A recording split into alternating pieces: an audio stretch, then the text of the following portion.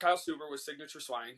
Signature Swine is a family-owned operation that was started by my father about 40 years ago. He started farming sows. We've continued that generation of farrowing sows for about 40 years. I recently took over the operation about 10 years ago in taking care of the sows. We have 4,500 head of sows, one 3,000 sow and one 15,000 sow operation. We use the Porcine Supreme product on a 3,000 sow open pen gestation farm that roughly produces about 4,800 pigs a month.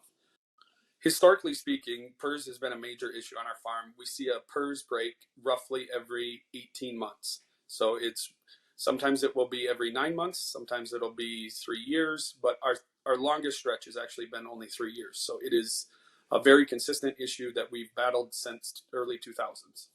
On a typical PRRS break, our farm could see an income loss of $250,000 to $500,000 with each break. Depending on the severity of the break, the animal losses could exceed 500 sows, possibly 500 litters, always depending on the severity of the break, but decreasing the number of outbreaks would be very beneficial.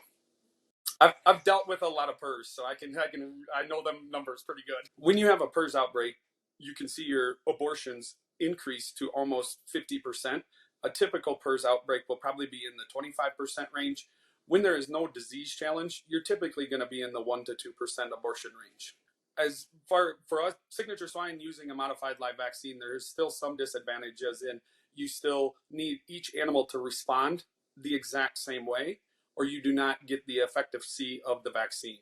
Also, you can still run the issue of using a vaccine and not having it protect your animal against every strain of PRRS that's out there, because PRRS is constantly changing. So the ability to protect your animal with something else than a vaccine would be very beneficial, because you could get the consistency that you could not get with a vaccine.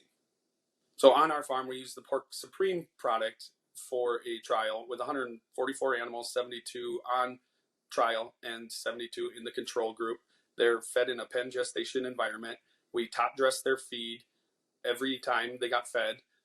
They received that from 70 days pregnant up until they farrowed. The activity level that we saw in the trial group was much higher. The abortions were much lower. The NIPs were also much lower. For those of you that need to know, a NIP is not in pregnancy, so she held on to her pregnancy versus absorbing it. We also saw much better survivability in the pig, and these animals just seemed much more well-rounded, healthy animals.